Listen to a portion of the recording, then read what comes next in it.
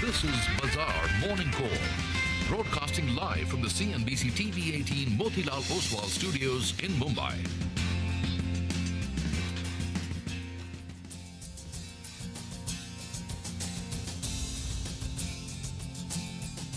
Good morning. You're with us here on a fresh new edition of Bazaar Morning Call. Friday morning, last day of the week, and heading into a long weekend. That's the setup this morning.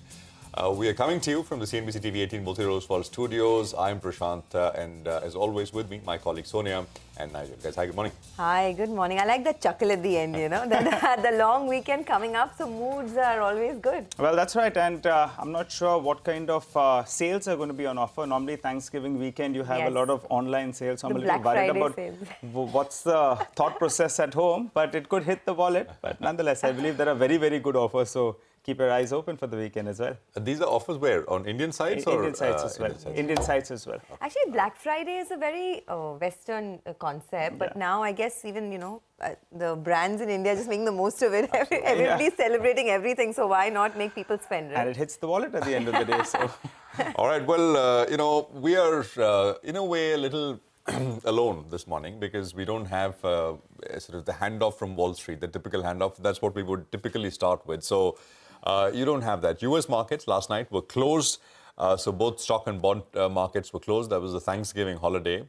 And, you know, when they open later tonight, they will open, but it's for a shorter duration. They will close early once again. So the point is, globally, there's not going to be very much by way of action one way or the other.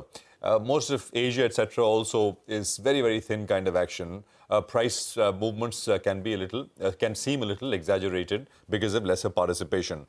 Just one thing, I mean, you know, the indication is that yields for the period that they will open, yields perhaps will open a little higher. You had some data from Europe, UK PMI, etc., which is stronger than expected. Yields in Europe rallied. And it looks like, at least you know, based on that, US yields perhaps are indicated to open about 3, 4, 5 basis points higher. So that's a short bit. Markets here, back to the home ground, are playing pretty much a waiting game, right? Nifty is still stuck in a range. I mean, the close yesterday was absolutely flat, almost unchanged after a full day of trading at about 19,800. And it's been that way for the last few sessions now. The levels don't change very much. On the way up, the resistance is at about 19,875, which is exactly 75 odd points away from where we are. The support, that's the 40-hour exponential moving average that changes day on day, but that now stands at about 19,743. Again, about 60 points away from where we left off yesterday. So this is the very near-term kind of setup, both on the upside and on the downside as well. Bank Nifty is still, I would say, despite yesterday's third of a percent move higher, still the weaker of the two indices. As we've been saying, it's not even gotten to that 38% retracement of the fall. So there, you know, the easiest or the path of least resistance, looking at the last many weeks of action, seems to be down rather than up.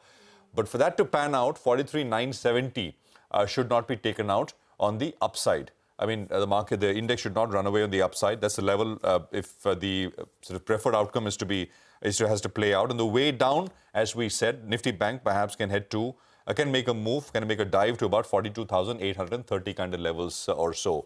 Just two more things. You know, we've been talking about holidays for US, etc.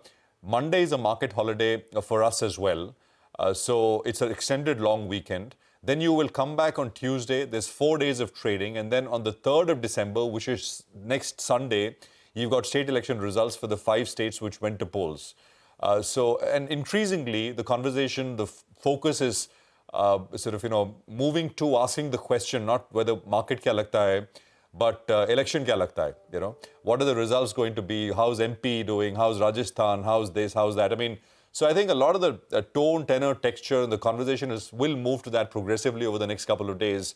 And whatever you may feel, I mean, at least in the very near term, if the sort of result is a surprise as opposed to market sentiment, trading-wise, it does make an impact. Of course, slightly medium to longer term, markets move on and look ahead. That's been the experience always. But just keep that in mind as well. The conversation is starting to move towards the election outcome, which is just the weekend after this one. The GIFT Nifty will come up on your screen. I think not very much to expect there or see there. Absolutely flat. We're at about, 19,000. 867. Sonia. Absolutely, and this has been a buy and dips market through and through, right? So the texture of this market is still very positive.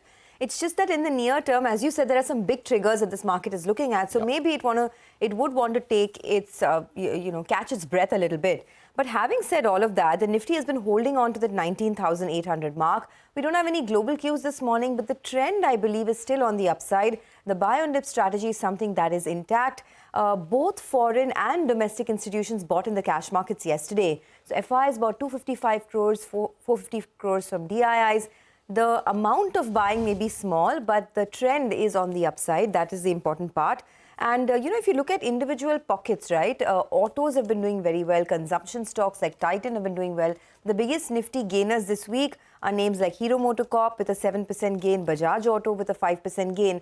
So that whole consumption piece is now picking up, and perhaps that's what you'd want to focus on as well. In terms of the IPO market, a very strong subscription coming through for most of the large IPOs. So whether it's IRDA, which is at almost 40 times, Tata Tech at 15 times, Gandhar Oil at about 15.5 times. So maybe a little bit of the liquidity also.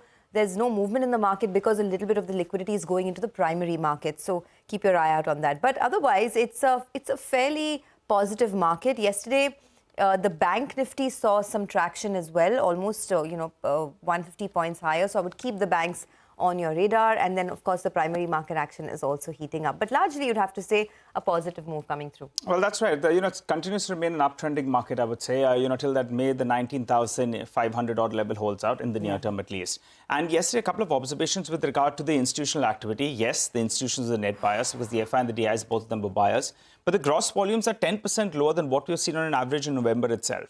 10% or more. So the FI activity is not as much as what we have seen. So the institutional activity will get a better trend from next week before they go off for their Christmas holidays. That's one factor I just wanted to put out there. The 19,875 we've been mentioning for the last few days that is the resistance level. And just take a look at it. The last week or so, we have hit that level twice, almost identical levels as what we saw yesterday as well as on November 16th. So that's a line in the sand. Very, very important level. The bears want to defend that mark. Now, we have been broadly in this 1,000-point range. First, we corrected from around 19,800 to 18,800. That was a 1,000-point correction, and that happened just in 6 sessions. And then we have clawed back to around this 19,800 odd mark. But that climb has been a little bit, more difficult in comparison to the fall because we have taken 20 sessions and we're still not got past that 19,850 hump. So that's one point out there. The other factor that I'm looking at is the FI positioning, and that's not changed much. So the long positioning is at around 21%. Shorts are around 79% odd. What's the options data telling you? Yesterday, you had the weekly expiry played out. Now we're looking at the next series. That's the coming Thursday where we'll have both the monthly as well as the weekly expiry will take place. And on that strike, you have 2 strikes that are very, very active. On the upside, the 20,000 call, well, that's active, premium around 60 rupees. And at the 19,800 put as well, you have an identical premium of around 60 rupees. Out there, you have the total open interest at around 66 lakh shares. So this is the broad range that you're looking at in the near term. The rough 400-point range that you're looking at.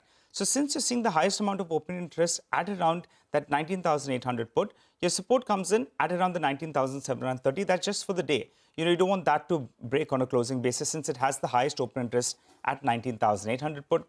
On the upside, gone to 19,875, not able to cross it. So that's the near-term resistance that we're talking about. The good news, though, was yesterday we saw the Nifty Bank come to life. And it did a marginal outperformance in comparison to what the Nifty did. What are the levels you're looking at on the Nifty Bank? We have been mentioning for the last 10 sessions or so, it's been able to defend the 20 as well as the 200 DMA. But on the upside, you'd like it to get past the 50 DMA. That's at around the 44,000 odd mark. So that's the crucial level you're looking at. You wanted to defend this 200 DMA, and on the upside, you wanted to get past that 44,000 odd mark. Remember, towards the end of trade, things can get a little bit more volatile because some may not want to carry positions into a long weekend. So let's see how it goes. But it's an uptrending market.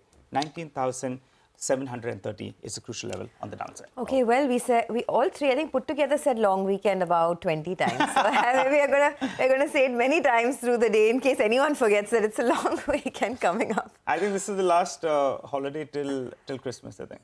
Oh dear. But Christmas is not far away. I am off on 21st, 22nd. So. You don't have to throw that in. I mean, nicely, lulled into this long weekend. But anyway, we'll talk more about the long weekend as we go on over the next 2.5 hours or so. But before we go any further, let me quickly tell you what's lined up here in the first half hour of the show. We get you updates from markets across the globe. Richard Harris of Port Shelter Investment Management will be joining in to discuss the global setup. Our research team will get you CNBC-TV18's list of top 10 stocks for the day. At 8:30 this morning, we'll have Pramod Amte of Intred Capital, who will talk about what he likes strategy-wise and stock-wise as well. Stay with us. Okay, so let's begin the show with some equity views coming in. Mahesh Nandurkar of Jefferies says that they had raised the cash tactically in their model portfolio in early September, which they are now deploying as the key macro concern of higher US yields, rising oil prices and near-term state election results have subsided. He says their conviction on capex cycle theme continues unabated with a specific focus on housing, power, amongst other industrial sectors. He also says they are adding Coal India, Honasa, Eicher Motors, NTPC, HDFC Bank and ICICI Pru Life at the cost of cash, Marico, Maruti, Power Grid and NBFCs. Let's get you some money market views as well. V. Lakshmanan of Federal Bank says the volatility in rupee continues to be subdued, even though the dollar index is languishing around a 2-month low, while Chinese yuan and other Asian peers are at a 4-month high. He expects the rupee to trade between 83.12 to 83.45 to the dollar for the next few trading sessions. And on the bonds, Lakshmanan V says that the bond yields remained in a narrow range in recent sessions, tracking the US Treasuries as US economic data from the US reduced expectations of any further rate hikes by the Fed. He expects the 10-year benchmark bond yield to trade in a range of 7.2 to 7.3% in the coming sessions. Well, we've got a lot of stocks to track for you today, so let's highlight all of them in our top 10 segment. For the time being, we run you through the list. We're looking at NMDC, Tilak Nagar, Prestige Estates, Union Bank, Home First Finance, and Lupin. All of them on positive news flow. On the flip side, Indian Hotels, Rate Gain, Apar Industries, and Siemens could be reacting to negative news flow. Okay, let's welcome in Richard Harris, who's with us, Chief Executive at Port Shelter Investment Management. Richard, good to have you with us here. Thanks very much for your time. Of course, I mean, nothing to talk about with regards to the US with the holiday last night. But, the global kind of conversation, of course, has changed after the last FOMC. Pretty much everyone now on the side of the fence, which is that rate hikes are behind. I don't think there are any holdouts now. There were a few who were saying that, this cycle is not done yet. But I think very, very few, if any at all, on that side of the fence. Your thoughts, Richard, as we kind of get into the end of the year, which is also seasonally a pretty good time to be in markets. Go on. Richard, can you hear me? Okay, I think, I'm not sure if he can hear me. Yes, but can you hear me? Hello? Okay, now we can hear. Richard, good morning. Sorry, I'm not sure if you heard the question, but... Yes, I heard the question. Yes, okay. yeah. No, you're quite right. Everyone's capitulated and agreed that, yes, interest rates probably aren't going to go up. And I think that's right. They probably aren't going to go up. I think it's also true that they're not going to come down as fast as the market thinks. But, we're at that time of the year when everyone wants to feel a bit happier, optimistic. You guys have got a long weekend ahead of you. And I think that the Santa rally is probably coming a bit early this year and will probably persist because not only is it, end of the year in December, and people want to make sure their books look right, but also we do have this reasonably positive news around that maybe interest rates have reached the peak. The economies are going quite well. And if you look at, the US vital statistics, inflation, interest rates, economic growth, unemployment, whatever number you want, it's a Goldilocks scenario. It all looks pretty good. So I think that's going to buoy the markets through to the end of the year. Okay, it's a Goldilocks scenario. That's always a great way to start the morning, right? With this optimistic view. But Richard, as you said, I mean, this is the end of the year. People are taking their time off. They're going to perhaps make their financial decisions at the start of the year, their investment decisions as well. What would your recommendation to them be? In 2024, which is the top market on your list and what's the big trend that you see? Well, they say a week is a long time in politics, and 2024, I think, could be quite a long year. Of course, we've got an election year in the US, and that's going to take more and more of the news. And, who knows whether that's going to be good news or not. So that's going to be a bit of a worry. But I think, if you're looking at 2024, the first quarter, I think people will still be sanguine. We've seen interest rates go up. We've got two wars going on, and still the markets have held their own, and earnings have held their own. So I think the market's going to be buoyed like that for, say, the first quarter. Going into the second quarter, you're really just subject to events, what might come along. I don't think markets look fragile, but if one or two things happen and we start getting slowdown in growth, then it could be fragile, maybe by the second quarter. But, it's still tough not to be in the tech sector. We've had this AI bubble more recently. We've had the AI story over the last week. So tech, artificial intelligence, all these kind of things are still going to be the place to be, even if they remain volatile. Hi, Richard. Morning. Good to see you in, to hear you in, rather. In the past, you have maintained this view that India will do well. The FI money, or the foreign institutional money, has thinned out a little bit. What we understand is that, post the state election results, maybe we'll see a gush of inflow if, in fact, it goes according to the ruling BJP is, in that direction. Do you think the same, or do you think the central election is something that most FIs are looking at, and then we'll have to wait till the middle of 2024? I think the election's pretty important, but if we're going to see more of the same, then politics isn't going to have much of an impact on the market. The market's been quite good. We are seeing a transfer of some of the FDI from China, I think, to India, and that's been very supportive. But I think many companies are finding that the moves, say the industrial moves from China to India, is still not easy. China has been a major factory, and moving plant and equipment to India is difficult. For instance, anecdotally, I know somebody who's actually doing it with their business, looking to do more manufacturing in India. And a lot of the things are still at a fairly early stage in terms of getting quotes and prices and getting equipment together. I think that will happen, but I think it'll be slow. But I think that's still a positive trend for India, that more FDI will be coming in, especially in the manufacturing and offshoring sectors. All right, Richard, we'll leave it at that. Thanks a lot for joining in. And, speaking to CNBC TV18, have a great weekend. Happy Thanksgiving to you. And thanks a lot for always being with us on the channel and giving us your views. Okay, let's slip into a quick break on that note. On the other side, our list of top 10 stocks is lined up with our research team. Stay with us.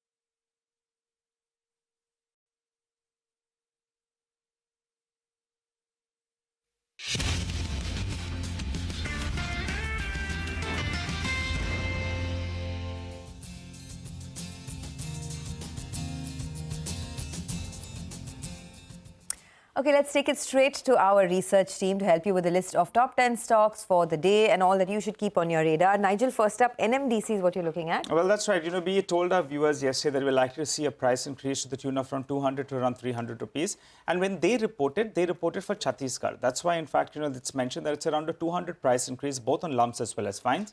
But I can confirm to you that in Karnataka, it's gone up by 300 rupees odd. So the reasons of the price increases are basically the steel mills, they're getting into the peak season. In the last quarter of the year, that's where you see the optimal production levels that take off. So that's point number one. Domestic steel production will ramp up. And the second factor is international iron ore prices, well, they have surged up on hopes that, in fact, the Chinese production will ramp up. And also inventory levels of iron out there are very, very low. So put all those factors together.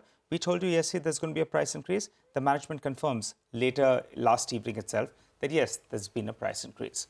Let's hop across to Mangalam. He's tracking two interesting companies. One is Indian Hotels and Tilak Nagar Industries. Mangalam, tell us the news space. Well, for Indian Hotels, sources have told our colleague Rachna that there has been a data breach of almost 15 lakh users between 2014 to 2020 and that it is available on the dark web. However, at the same time, Indian Hotels has said that they've been made aware of someone claiming this possession of this data, and at the same time, none of this data is sensitive in nature, and since this data is of 2020, it's important to know what's happening now. As of now, there is no suggestion of any ongoing security issue or impact on business operations as well. So at best, maybe a mild red on account of sentiment negative, but no long-term investor would perhaps look to check out, largely because of this data breach between 2014 to 2020, of which the nature we're not totally aware of. Tilak Nagar Industries is the other stock that I'm looking at. The promoter, Mr. Amit Dahanukar, has sold about 1.5% stake in the company.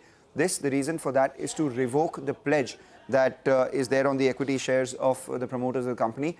As of September, the promoter stakeholding was close to 42% and the pledge was close to 23.86%. What remains to be seen, however, is that in lieu of this 1.5% stake sale, how much is the pledge that has been revoked? If it's more than 1.5%, of course, the street will take it positively, and I see some green on Tilak Nagar Industries. In any case, they have been taking efforts to clean the balance sheet up.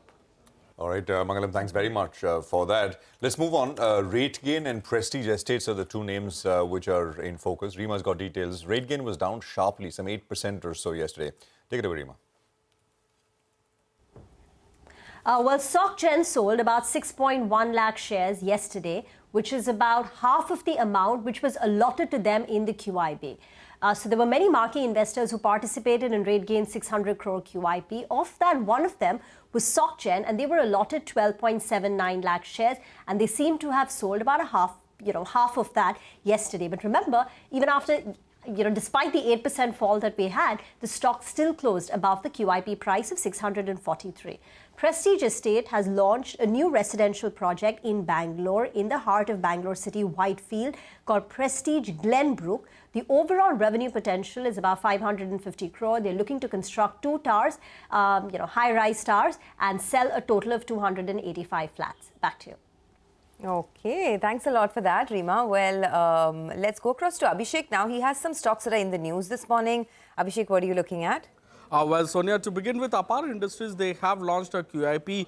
So issue size is about 1,000 crore is the indicative price being at 5,264 per share. So this indicative price is about 7.5% discount to yesterday's closing price and 5% discount to SEBI floor price as well. The bankers are ICICI Securities and others. The use of proceeds is for the funding of working capital requirements that they have. Union Bank of India, there has been credit rating upgrade by ICRA. Now it is a AAA rated entity from AA rating earlier. The outlook has been revised to stable from positive. So this has taken place on Tier 2 bonds of Union Bank of India. Home First Finance, we saw blocks worth about 753 crore in trade yesterday. The sellers are True North Fund, Orange Clove Investment, which is a Warburg Pincus affiliate, Ather Mauritius Limited, while the buyers are Small Cap World Fund and Fidelity Global Investment Fund as well. Back to you. All right, thanks a lot for that, Abhishek. Well, let's hop across to Upasana. She's here to tell us about some more stocks that are in the news. Morning, Upasana. Well, Siemens has received service tax demand notice of almost 24 crores, and the order has alleged that the company has short paid liability of service tax relating to variance in values disclosed in the financial statements and service tax returns during financial year 8 and 9, 10 and 11, and 11 and 12. Well, the company has also indicated that it is seeking appropriate legal remedy in order to contest the demand notice. Well, moving forward towards Lupin, it has received tentative approval from US FDA for Canagiflosin tablets, which is typically used to treat type 2 diabetes patients. Well, this product will be manufactured at Lupin's Pithampur facility in India, and the estimated annual sales is about $561 million in the US market. Thanks a lot, Upasana, for that. Here's a quick recap. Stocks with positive news flow. There's NMDC, Tilak Nagar Industries, Prestige Estates, Union Bank, Home First Finance and Lupin. While stocks with negative news flow, Indian Hotels, RateGain Travel, Apar Industries and Siemens. Let's go across to Hormus, who joins in every morning to give you the latest that brokerages have put out in terms of their notes. He goes through all of them for us very helpfully. Hormus, good morning. What are you looking at? Morning, Sonia. And a couple of interesting notes that I have for you today. And there is starting off with the top nifty loser of Thursday, and that is Cipla, where Investec has come out with a note. It has a buy rating. It has a price target of 1450. And remember, Cipla fell almost 7% on Thursday. And it is this sharp price correction that Investec is advising investors to utilize as an opportunity to buy the stock. Now, as of now, the brokerage does not see any impact on estimates for Cipla, and that the probability of an import alert to that Pithampur unit is also low. But they are saying that in case the facility does get issued an import alert, the exemptions and the alternate facilities to albuterol should minimize that impact to less than 5% of Cipla's FY26 EPS estimates. Next up is Morgan Stanley, which is overweight on Zomato with a 140 rupee target. They are quoting from an AlphaWise survey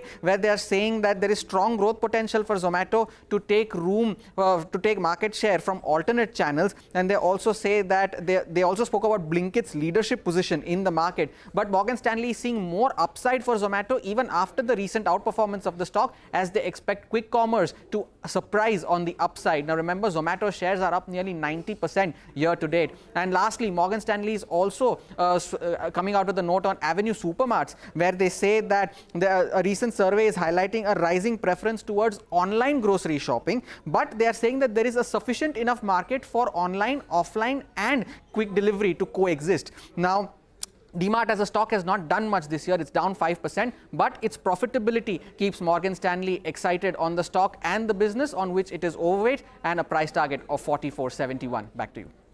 Thanks a lot for that, Hormus. Always on the ball. Thanks so much for giving us those brokerage updates. Well, for the time being, let's turn our attention to the commodity markets. Manisha Gupta joins us to tell us what transpired out there overnight. Morning, Manisha.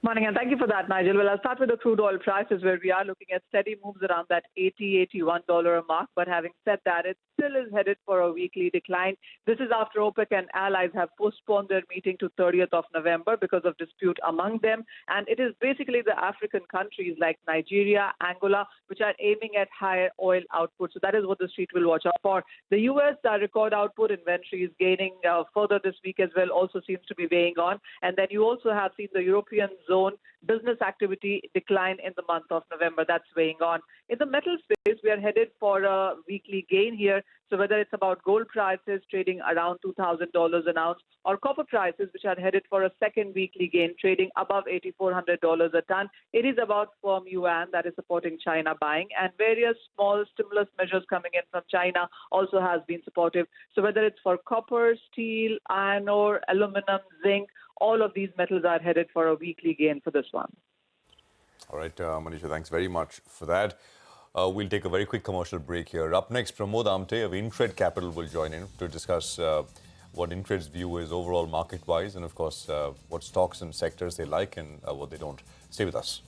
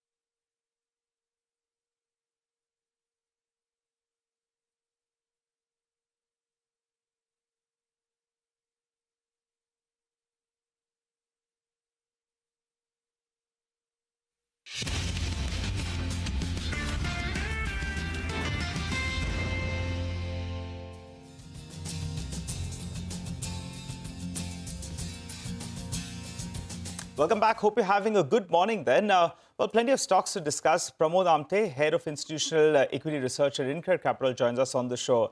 Hi, Pramod. Morning. Thanks so much for joining in. Well, let's talk about a couple of stocks. NMDC, there were hints that there's going to be a price increase. In fact, Citi had written a note earlier in the week that they're expecting a 1,000 rupees price increase in the coming few months. They've gone ahead and done 200 out of that.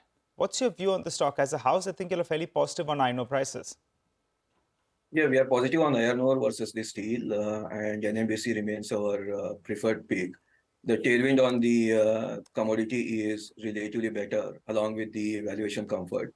So hence, it remains our preferred pick in the overall commodity space. Okay, that's on NMDC. Pramod, hi, good morning, and thanks a lot for joining in. You know, there's so many IPOs, right, that are opening, that are currently open, doing very well. Tata Tech, of course, tops the list, but there are so many others like Gandhar, etc. From that entire pack, is there any company that you would buy post-listing, assuming the growth to pick up over the next couple of years? So the IPO note which we released on Tata Tech remains our preferred in the current set of things. Post the plant visit and the management interaction, the comfort definitely comes through for the, I would say, in spite of having a high concentration for Tata Motors and GLR, the expected diversification from the same and the capability can be extrapolated to the other clients, and relative valuation discounting can be covered up in the coming year. So that remains our preferred pick amongst the IPOs, expected IPOs in the coming weeks. Pramod, good morning, Prashant here. To step back a little bit, what's the overall view on the market from here? So broadly, we are of the view that it will be a range bound till December, as the decent result season will be overshadowed by external volatility, FI selling, and the election expected results in the coming weeks. Broadly, in terms of year-end target, we continue to maintain a 7% upside to our Nifty 50 target of around 21,100, as the valuation comfort continues to remain there. Year-end, you mean March. not this year? By March, okay. Yeah. You said range bound. Okay. For the financial. No, got it. Now, by the way, are you getting a fair bit of questions from clients, etc., about the state election results as we head closer to the, next Sunday we get the results? No, I think there is, considering the way the government is reacting for some of the freebies, obviously there are concerns how the policy will pan out, even though the state elections per se may not be having a direct influence on the full year or the central elections, but the government policy will have a repercussion from these results. So that's what the market is looking forward to. Okay. All right. Pramod, I wanted to ask you about one of these outperformers, APAR Industries. What a big outperformer it's been. You know, I had a chat with the management earlier this year, and they sounded very optimistic about what's on offer for the entire industry and the sector as well. What's your view on the stock? It's no longer cheap, but the offer and the potential is huge in this particular industry. Your view on it? It's going to be doing a QIP, raising 1,000 crores odd. Your view on the stock? Sorry, we don't officially cover the stock, and hence wouldn't like to put my comments on that. Got it. Okay, because that could be one of those stocks after the kind of run that we've seen. I think in the last 3 years or so, it's up more than 10 times, I think so. But let's talk about another stock. Indian Hotels, you have some negative news flow with regard to data breach. And that as well has been a big outperformer. On ground, we know the kind of demand, the kind of traction you're seeing for hotels. Room rates are moving up, occupancies as well are moving up. If there's a dip today, would you look to be a buyer? I think broadly the services and the return back to the normalcy on the service sector has been much better than anybody expected, and more so on the travel and tourism. And that's getting reflected in all the across stocks. So being the largest in that space, that definitely draws an attention for the Indian hotels. We're also going to head into a discussion now to talk about the auto sector and the kind of moves over there. But before we do that, Pramod, I wanted your thoughts on any of the auto stocks. I mean, is there something that still stands out where valuations are reasonable? I would say in terms of our preference, post the voting for Maruti comes as a topic for us, followed by Bajaj and Ashok. So the recent movement of stocks, if you look at, Maruti and Ashok haven't participated big time. Whereas if you look at the broader their market share wins and the medium-term outlook provided by both the managements for the 3-year and 5-year outlook looks pretty impressive, both in terms of the broader macro tailwind and the sector tailwind and their product actions. So these two are where we feel is a relative mismatch in valuation versus the future delivery promises. Okay, got it. Well, since we're talking about autos, let's get a specialist on board. Abhishek Gaushinde, who's been tracking the auto sector for a while. He's a Deputy Vice President Research at Sharekhan, joins us now. Plenty of stocks in focus. Abhishek, thanks a lot for joining in. First, I want to talk about Bajaj Auto, right? The management was quite confident, although he did mention that overtaxation, overregulation is something that continues to hit the two-wheeler space. But the Bajaj Auto stock has had a terrific run. This is its best performance in a single year since 2010. Do you see more upsides in the stock? Definitely. We have been more positive on the stocks like Bajaj Auto and Hero Motocorp since a while, and we have taken a contra call on these stocks 6-7 months back. Practically, what is happening that although Bajaj has been on the focusing on the premium side, but post this introduction of a Triumph, the life scale of its life cycle of its or the product cycle of the Bajaj Auto has been completely changed. One second, that historically, if you see that the Bajaj Auto has been focused on the EBITDA margin more than that of the volume side. So when the and 125cc segment has been continuously performing well in the domestic market. Third thing is that although the export market are still in the under pressure, but what has happened in this particular year is that the export volume fall has been somehow halted, and the bottom has been somehow reached. So gradual recovery is on the card. One second, the margin expansion theme is continued. Third, that it has been focused on the EV segment, where Street has been raising question that whether it would be able to capture that market or not. But now its Chetak has been doing well, and now it has been present in the electric three-wheelers also. So most of the triggers, if you see that are consolidating in this particular years, and that has been reflecting in the stock price, and we have continued to be positive on this mass market players which are turning to be premium player like Bajaj Auto and Hero Moto. Okay, Bajaj Auto and sure. Okay, so Bajaj Auto and Hero Motocorp is what you like in the two-wheeler space. What about TVS? I mean, the market cap of TVS is now approaching, what, 1 lakh crores? Who would have thought, right? It's really had a phenomenal run. And now it's going big in the export markets, whether it's Vietnam, whether it's France, across Europe. Do you see TVS outperform its peers in the near to medium term? And since exports is a larger contribution now, about over 25% of the business, do you think that the valuations of TVS, could sort of catch up to some of the other players? See, what is happening right with the TVS Motor is that it has been following a multi-product, multi-model and multi-brand kind of a thing. And all that thing are going in the right direction. And beyond that, Street has been focusing TVS Motor more for its EV portfolio. And on that front, it has been doing well. If you see that the TVS Motor was one stock which has been reporting a single-digit kind of EBITDA margin in the whole two-wheeler pair. But if you see for last 8-9 quarters, it has been consistently delivering double-digit kind of a margin. In this quarter, the margin went up to 11%. So what Street has been building up for the TVS Motor is that still there is a room for catching up of in the EBITDA margin if we consider the benchmark for TVS Motor is the Hero Motocorp.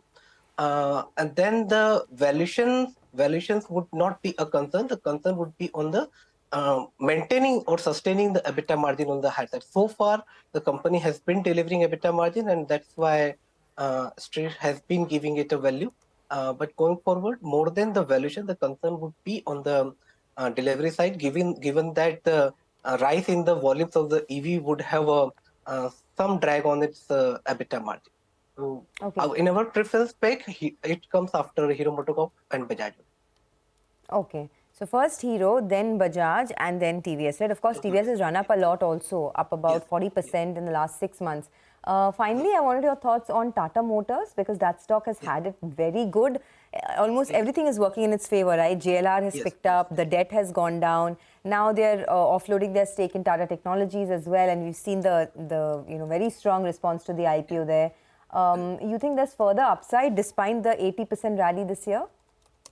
See, what has happened that in overall or automobile pack, Tata Motor is our top pick. And the reason is that you have rightly mentioned that all of its cylinders are firing simultaneously. But beyond that, what is happening that it's the products in the PV segments are in domestic markets are being accepted well. And in CV segment, the shift in the focus from the volume to EBITDA margin that is playing well. And what you said is right that in the JLR case, we have seen worst period in last year because of the cheap supply and all these things. And before that also it has been facing multiple problems. But now it has been on the right track in the JLR business. And if your value unlocking processes continue and net automotive debt is coming down, then I think most of the positives are there, and I think that would remain continuous. So we are continuously positive on the Tata Motors, and we believe that the H2 of FY24 would be better than that of the H1 FY24. And post that, we will start seeing the EV cycle to come out in a JLR side also. So there are still room to play in Tata Motors. Abhishek, thank you very much for your views. Appreciate you joining us with that perspective on the auto space. Pramod Amte is still with us of InCred. Pramod, let's actually talk about a few areas where you guys have coverage on and where you've changed your recommendation. SBI Cards is one where you have a reduced rating.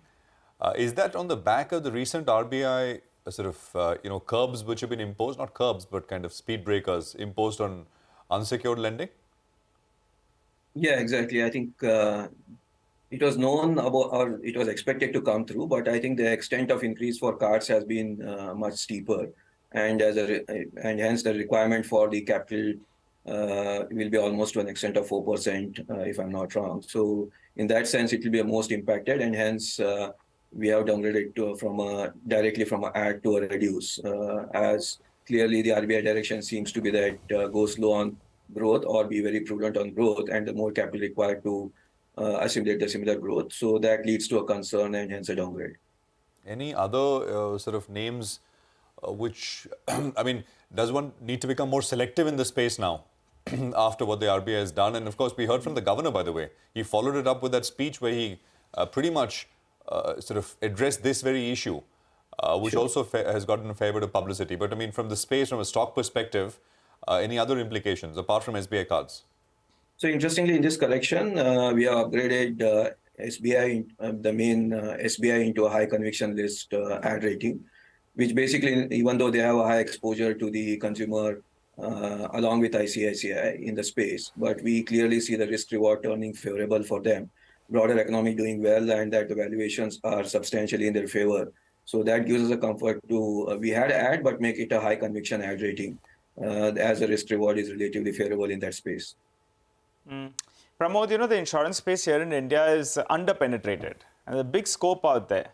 Some of these stocks actually didn't perform that much, but in the last 1 month or so, some of these insurance names have come back. What's your take on the sector, and what about LIC? Post-listing, actually, people have forgotten about it. And the government says that, till it's closer to the last IPO price, then only they'll come ahead and divest it. I don't know whether that's going to happen. But what's your view on the insurance space, and particularly on LIC? Valuations are supportive, so I ask you. No, I think if you look at the last couple of quarters, LIC is a stock where we have seen earnings upgrade coming through, and post the overhang of the government policy on the way the ULIP distribution or to that extent, that is well absorbed, and the earnings cut expected is behind it. So there is some amount of relative catch-up which is happening in the space. And I think the new products being launched to fight out the overhang of the old products seems to be bringing some stability into the space, and that's a comfort we are looking at. Okay, let's do one thing. Let's take a quick break. Just stay on. We'll come back in a bit. We also have the pre-opening rates kicking in. Mitesh Thakkar and Shrikant Chauhan will join in for some technical trades. So lots happening. Stay tuned.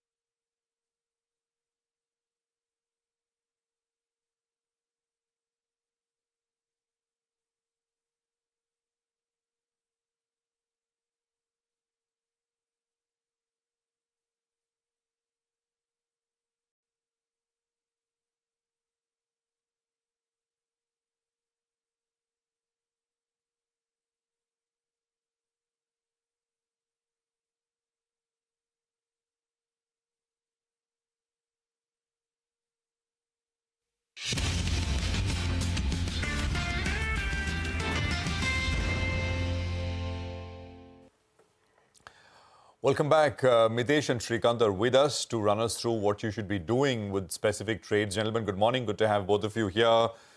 Not very much to go by with the global cues, and US markets will close once again earlier. Then we head into a longer weekend. Any rub-off of that, Mitesh, to begin with? And what would you do? What was the recommendation? Nifty is pretty much range-bound, stuck in a range. Morning, Prashant. So, we've been advocating that Nifty will consolidate purely because of two things. One, the bank Nifty is weakened and is underperforming. Yesterday was, mild catch-up by the bank Nifty on that. And two, I think very clearly, the important factor is that the Nifty itself has to get past those levels of 19,850, 870. So I think till that happens, I think it is a market, which is possibly just trying to find its feet.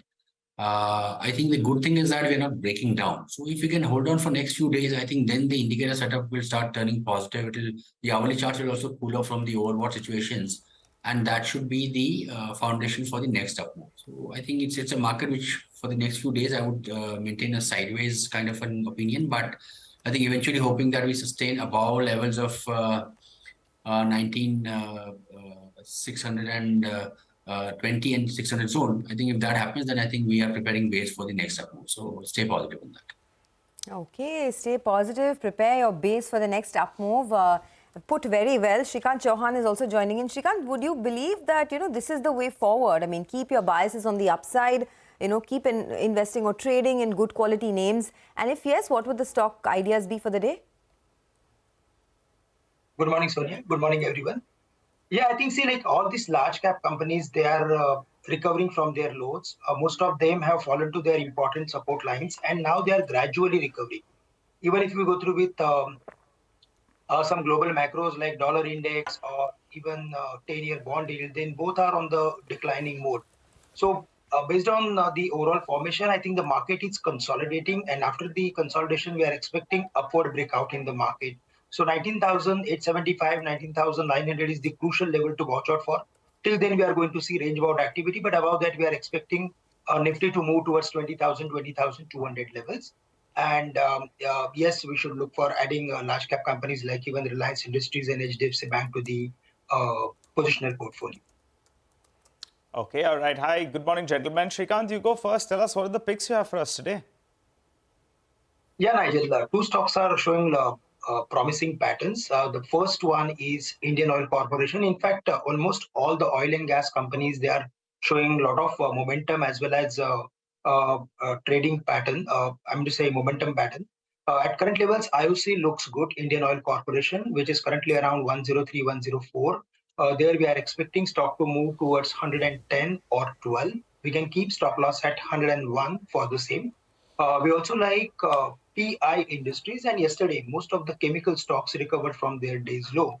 From current levels, the stock can move towards 4,000. So PI Industry is also a buy at current levels with a stop loss at 3,650.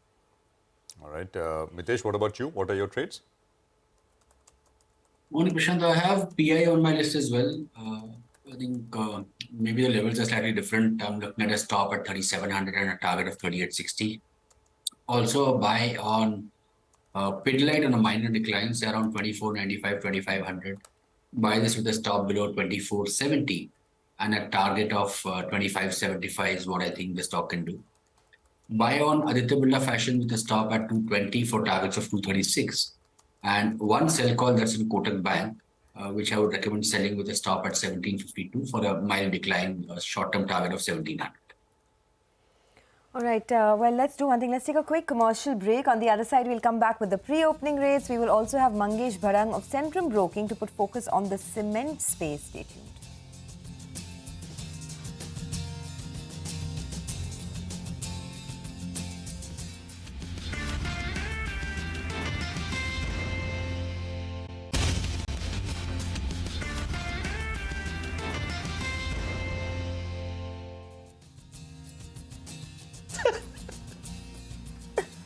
Welcome back. Well, let's get straight into the derivatives market now. Sneha Seth, who is the derivative research analyst at Angel One, joins us now to give us some cues for the day. Sneha, hi, good morning. What's the expectation as we move into trade? Are you still, do you still have a long bias, and what are the stocks to look at? Good morning, Sonia. If you see market, yesterday's expiry was quite dull. If you see market has been recovering from the lows, but the follow-up buying beyond 19,850, 19,900 is missing.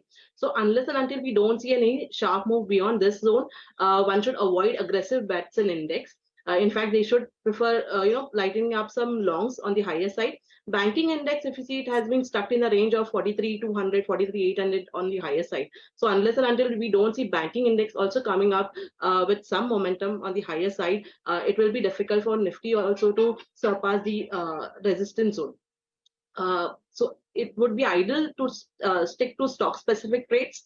In individual counters, the first counter which I like is Heavels, which is on the sell side. We have seen decent correction in that, and a pullback move has come, wherein on the higher side 1310, 1320 zone is a strong resistance zone. So I believe we may see some follow-up selling coming in. So I would recommend buying 1300 put options with a strict stop loss of 2.7, and the target will be around 39. Apart from this, from auto space, I'm liking Ashok Leyland. If we see this counter has given a sharp move, and this is a volume-based buying, so I believe we can go ahead and long this counter as well with a strict stop loss of 174, and the target can be expected around 185. All right, Sneha, thanks very much for that, for the index call. Banks have got to perform. I mean, they've been the drag, and over and over again, we've heard this from our experts, both on the technical and now F&O side as well, that without the bank Nifty performing, I mean, to expect the Nifty to do great things, perhaps not really possible. Pramod is still with us. Pramod, thanks for waiting. I think we're hitting pre-open as well. I just wanted to run through a few more names by you. You guys had a report out talking about your preference. I mean, you were asking clients to buy city gas distribution companies, and I think IGL there is your top pick. You want to tell us why? So basically, the priority for gas is clearly from the government to distribution, expansion of distribution, and especially where we were concerned about the global prices may have an impact, that is completely behind, as the allocations have been able to come through. So in that context, the consumer demand is reviving in a much aggressive manner. Concerns being completely behind, that gives a bigger comfort in overall space, and especially that's where the IGL stands out, and it has been the least impacted relative to the recent policy announcements. Just in that similar line, these oil marketing stocks have been having a great November. I mean, HPCL is up 30% this month. BP is up some 20, IOC is up 15. What's going on there, Pramod, if you have coverage?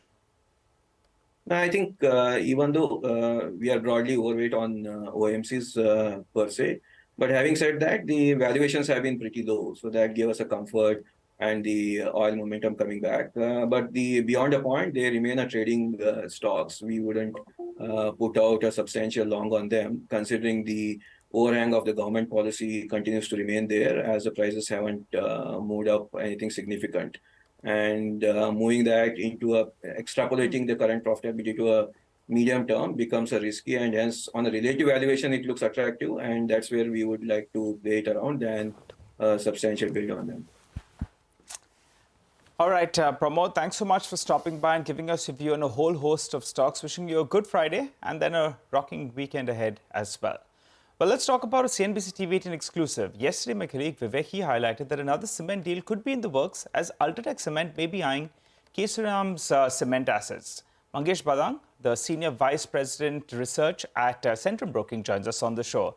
Hi, Mangesh. Good to see you in as always. Well, what do you make of this deal? We have heard about it quite a few times in the past, but it appears, and our sources indicate that this could likely be closed out in this fiscal itself.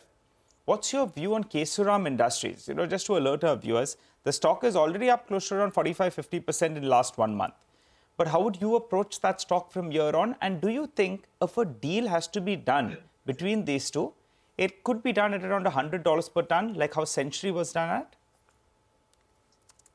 Yeah, hi. Good morning, Nigel. Thanks for having me. So Kesoram assets, if you know, basically they've been hampered because of low profitability.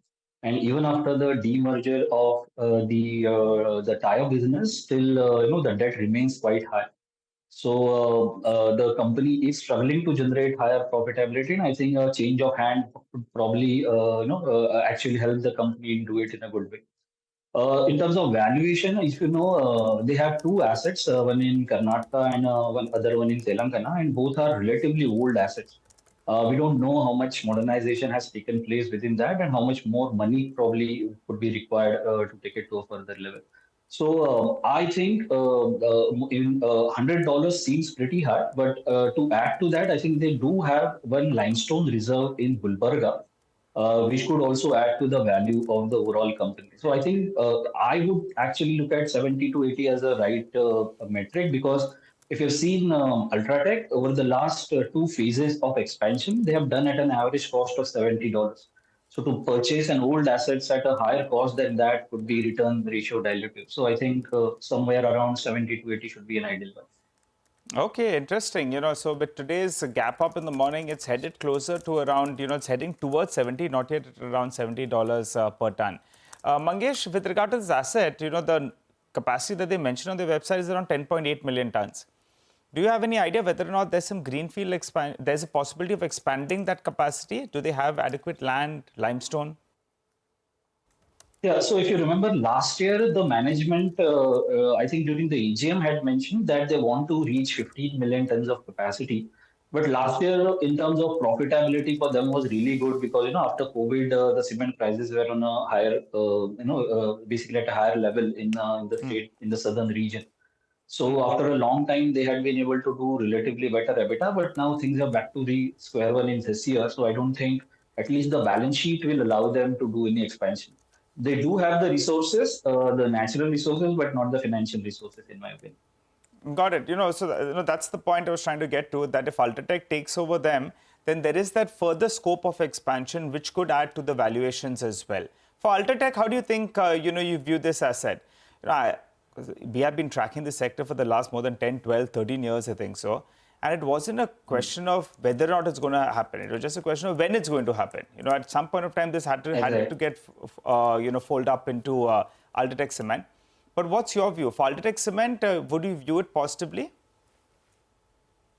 So if you look at the size of Ultratech right now, they are the number one player with more than 155 million tons of domestic capacity, which might reach 180 in next 2 years, 2 to 3 years. So in terms of that 10 million ton asset, which can go up to 15, definitely is 8 to 9% of their total capex, even on the higher side, is significant. And other thing is that it gives them more strength in the southern market. And we believe that Ultratech, after acquiring, probably they will be able to benefit from the brand premium that they get for the cement and improve the profitability. So definitely it would be a good acquisition for Ultratech in our view. It depends on price or the cost, though, because it comes with the, basically it comes with the baggage of, the employees, the change in culture and everything. And along with that, the regulations. Okay, final question then. We're talking about Kesoram, and normally when we talk about these group assets, we should talk about Century, Kesoram, and then Mangalam Cement. And Mangalam Cement as well has that valuation comfort. So if they're going to go through with this exercise, what's your view on Mangalam Cement? So, Nigel, it is difficult to give the view on, the asset. As I know, even Mangalam has been pretty old assets and relatively smaller size compared to what Kesoram is. But at least Mangalam, the financial stress is not as acute as it is in Kesoram's case. So just to put in perspective, Kesoram had 2,000 crores of debt, and they were paying almost 450 crores in interest. So the cost and everything was very high, and that's why I think the rescue was needed there. I don't see that happening in Mangalam's case, but even I think whether eventually probably those ideally should come in the fold. Whether the company goes for basically whether they ask for bids for those assets or competitive bids or directly transfers it to Ultratech remains to be seen. Okay, final question, Mangesh, before we let you go. A lot of focus on both these companies, but what about for the industry on the whole? There were some price increases that were taken in October. Then because of Diwali, there was some kind of a pullback. What is your reading about demand and pricing on ground? So seasonal demand weakness is definitely there. So we've had so basically festival season is like regular. Marriage season is also there. Plus this time around we have state elections. So that also added to relatively lower demand. And prices have come off. So we have heard that there has been rollback, substantial rollback in east and south. And I think demand is something that we need to watch out for. So first half was very good. So the industry delivered 14.5% growth, YOY growth in cement demand. And what we are hearing is that this could be either mid or slightly high single digit growth. So basically, 7 to 8 or 9% growth that we are looking at in this quarter. And that is expected to taper off further in 4Q because of the general elections. But overall, we should end the year with at least in double digit growth of 10 to 11% is what we are seeing. All right. Thank you so much for that analysis on the sector. We leave it at that. Let's get to the markets now, which are going to open in about less than 5 minutes from now. Looks like it's going to be a flat opening. The mid-cap index is having a better showing. But let's go straight to Mitesh to find out what the 9-10 call is for the day. Mitesh. Yeah, I'll go with a buy on PI Industries with a stop at 3,700 for targets of 3,860. All right, let's also find out what the momentumizer stock of the day is. Abhishek is joining in for more on that. Abhishek, over to you. Well, Sonia, Mass Financial on radar, stock has underperformed Nifty in last 1 week as well as last 1 month. So on a weekly basis, Mass Financial is down 7.9%, while Nifty is up 0.2%. On a monthly basis, Mass Financial is down 3.3%, while Nifty has gained by 5%. Volume data, yesterday's volume was the highest since 16th October 2023. So yesterday's delivery volume was around 51.4% as well. And if you take a look at the technical levels with respect to CMP of the stock, stock is trading below its 100 DMA, so 150 DMA and 20 DMA, it's trading below that. Back to you. Okay, Abhishek, thanks. Thanks for that. Well, let's just talk about the public sector banks as well. Abhishek has got more. Abhishek, take it away.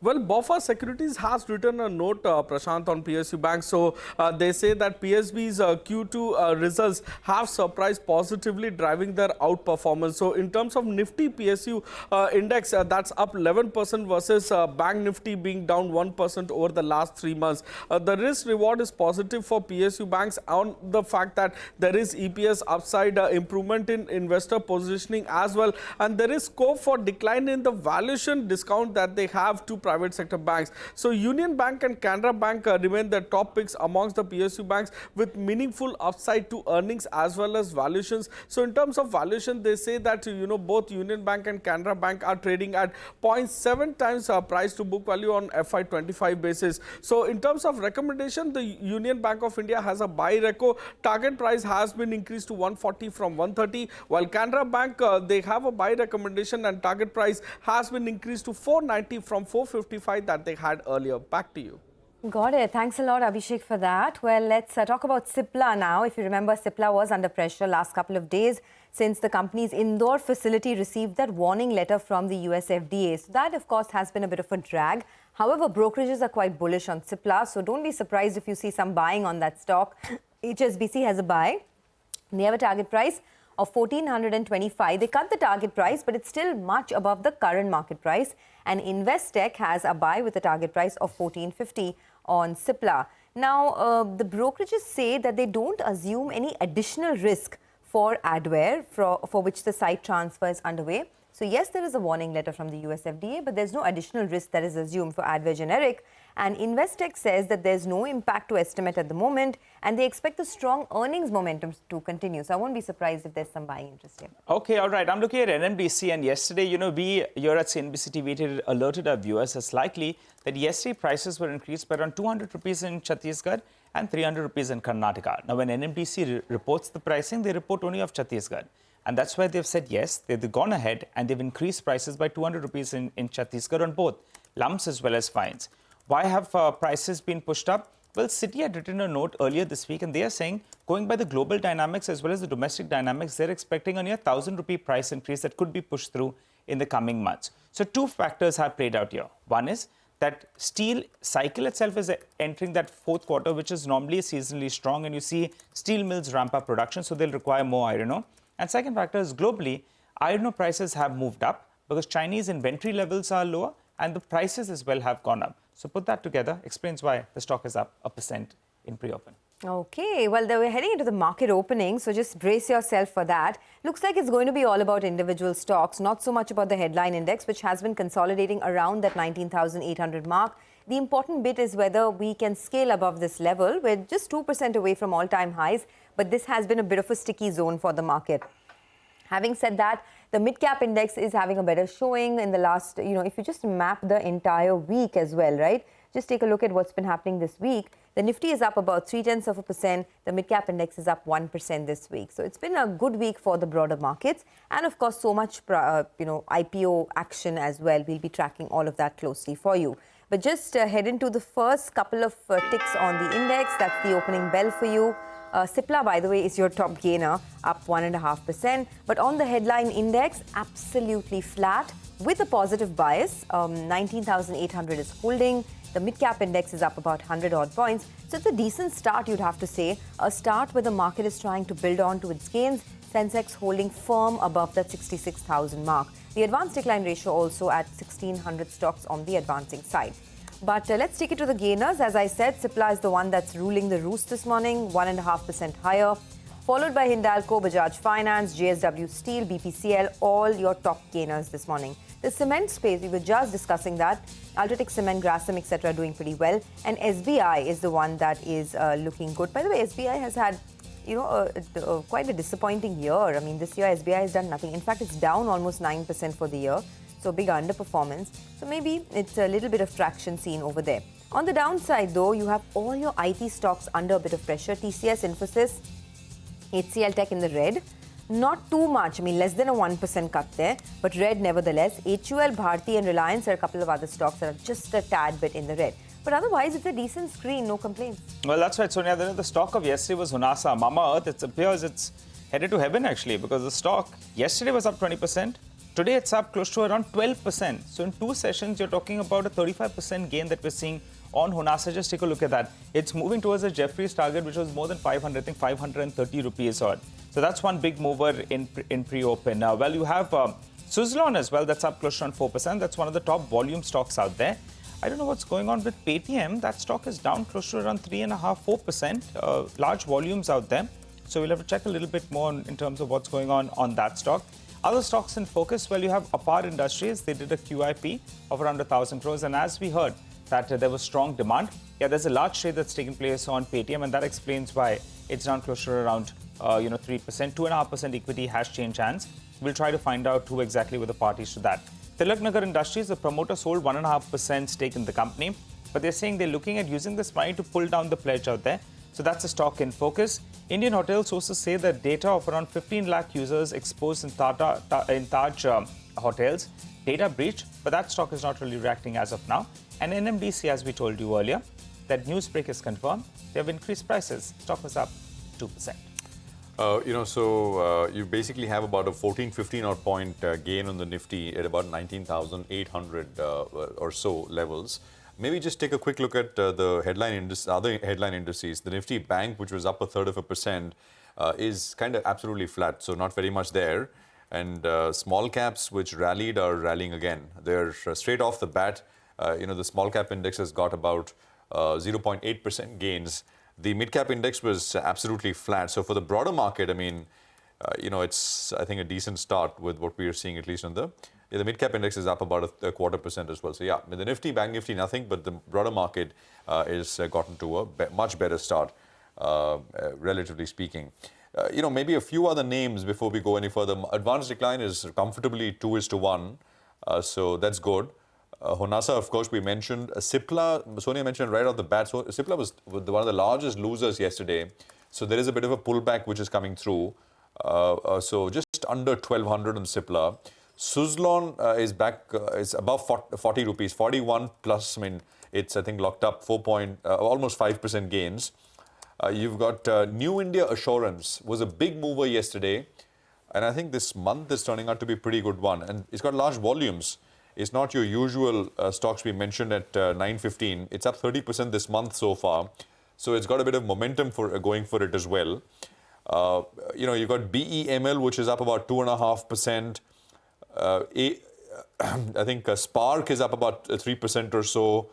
Rushil Decor is up 5%, only mentioning it because it's got decent-sized volumes. But that's about it. I mean, then volumes start to thin down as we go ahead.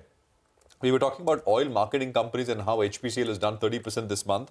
HP is seeing some pullback. It's down 1.5% at about 321, 322 at this point in time. The two big gainers yesterday were auto names, Bajaj and Hero. 3% each on these names yesterday. Hero is down about 3/4. I mean, Bajaj is not coming up on the screen, at least not right now. So we'll pay attention to it. And watch out for some of these sugar names as well. They all rallied yesterday. I mean, for example, EID, Parry, and of course, a lot of the UP-based sugar mills also did well. I can see some sort of indication of some pullback, 1-2% kind of pullbacks coming through in some of these names as well. Maybe look at rate gain as well, which was down 8% yesterday. Stocks at about 660. It's absolutely flat. That QIP issuance, of course, happened. And as Rima told us earlier, SocGen, one of the entities which got allotted, they've sold half their holding straight off. I mean, I guess they made, about $20 or so on the share, but very quickly. Sonia. I just wanted to make one mention on Honasa, right? I mean, an additional 8% rally after the numbers. We saw 20% yesterday. Now, all that talk of valuations being expensive, etc., is dying down slowly. In fact, Jefferies upgraded their EBITDA and EPS by 5 to 6% for 2 years, from FY24 to 26. So, I mean, the management was very optimistic. One thing, 30% growth in the second half is what they're looking at. But I'm just trying to say that when the company performs, then all the naysayers sort of die down. Fall to the wayside, absolutely. I mean, numbers speak. So for now, 7.5%. It's a top volume-led gainer once again for the second day running. So that's where we are at. 14 points in the Nifty. Things are looking a little up. Just one point, Prashant. In terms of Honasa, actually, we'll have to see. The real challenge will come once the lock-in ends and there'll be some selling, because as of now, promoter entity has around 35%. Between institutions, they have close to 25%. So we're already at around 60%. Besides that, you have some PEs that hold a large stake out there. So actually, the float in the market is quite limited still. So numbers are good, valuations are expensive. You can't debate on that. But for the time being, the street likes the performance that they've seen, and they believe there's huge scope to improve the profitability going ahead as well. The float, though, is a little bit limited for the time being. No, absolutely. I think that may be helping the price action for now, but some stock will, of course, definitely come. We will bring in Andrew Holland now. He's the Market Master of the Day, Chief Executive Officer at Avendus Capital Public Markets Alternate Strategies. Andrew, good to have you with us here. Thank you very much for your time. I mean, it's, in a way, the markets are kind of preempting a lot of things from 2024. 2024 is expected to be a story of rate cuts and sort of global easing. Not as if tightening has hurt markets a great deal, but easing should help. That's the narrative, at least right now. What's your sense, Andrew, as we kind of head into the end of the year? Does the market have more legs here to do well? Yeah, I think it does, Prashant. I think, the easing that you're talking about is something, we've discussed throughout most of this year. It's playing out a little later than maybe I was expecting, but, that's the catalyst. And the encouraging factor, if I look at just, say, the US market, it's not just those kind of 5 or 7 stocks which are moving the market. Even the Russell 2000 now is starting to perform. So it's telling you that there's a broadening out of the expectations for growth, for the domestic economy going forward. Even though you could be still skirting with recession, I think the market is now saying that we can look at some of the kind of mid and small cap stocks, and of course that translates. When I think about here. To the same kind of argument is that whilst the index will, I still think doesn't really have that catalyst right yet to kind of move higher. It's the what's below the index which is going to be more interesting. The themes, whether it's a mid cap theme, whether it's a renewable energy theme, all of these will continue to play out over the next 12 months. So I think. Again, remain constructive on the market. We will have some kind of hits on the market as we enter into 2024, and those could be, ranging from, bond yields maybe not coming down as quickly as people expect, or, any jitters around elections going forward as well. So those are kind of things which are kind of known knowables, if you know what I mean. So it's easy to kind of weave around them. So we do talk a lot about markets and their move toward in and around election year, right, Andrew? But just refresh our memory for us, because this is an election year both for the US as well as for India. So how much importance does it assume from a market standpoint, and what should retail investors be looking out for? So I think, obviously it's a bit early to look at the elections both here and in the US. It's some way away. Of course, you've got elections, of course, in the UK as well, so don't forget that. So there's many elections next year, actually, so it's going to be an interesting time. But I don't think it's something I don't kind of think about right now, because it's too far away and the markets are probably not banking into that. I think the markets will look very short term into what's happening globally, and I think those would be the factors which push the market in the very short term. Hi, Andrew. Good morning. Good to see you in. What about the IT pack? We spoke a couple of months or so ago, and we were talking about this, that the IT results will be a little bit tepid, maybe the outlook as well is a little bit gloomy. But there is a lot of buying interest out there. How are your positions on the IT names? Do you believe it's time to start nibbling in, or do you say that maybe there's still more pain, so you'd rather wait by? I mean, it's your expectation. When do you expect interest rates to fall? If you're a big believer in that, then tech in the US will continue to power ahead, and that will be a tailwind which drags up our IT stocks. If that's delayed for any reason, then obviously you'll have the same problem. I just think there's more action in other sectors where you can make good returns over not just the short term but medium term as well. And IT doesn't really excite me that much to kind of say I need to be in there right now. There's other sectors which I think can give you a lot more kind of upside. Okay. Any other sectors where you think that there is potential? There is a big theme that everyone's talking about, which is this move to renewable energy, right? And the government has a big focus on it. There is global focus as well now with the COP28 kicking off. Is this a theme for investors to look at here? And if yes, can you just, so identify, it's a broad umbrella. Under that, what are the focus areas? Yeah, I mean, there's many themes to play, and it's a combination of the defense sector will continue to do well. Renewables, we have you have an IPO coming out which is geared towards the renewable kind of funding side of it. So all of these companies will continue to do well. So the whole power sector is something to look at, and in particular the financing side of renewable energy. So I think that's a theme that's going to play out. We talked about travel and entertainment before, and I think the themes around premiumization in the beverage industry, both alcoholic and non-alcoholic, will continue to go forward as people move up that curve. We've seen it. You've talked about it many times about people buying more on the luxury items. That's going to be a big theme for the beverage industry over the next 3 to 5 years. And I think the banking sector has got to be a theme you play. But I think the problem for the banking sector is what's holding it back. And I think after what the RBI did, I think we'll see analysts now having to temper down their expectations for loan growth and therefore for earnings, which will obviously have a greater pressure on NIMs as well. So I think until we get through those earnings downgrades, I think the banking sector will just kind of hold steady at best.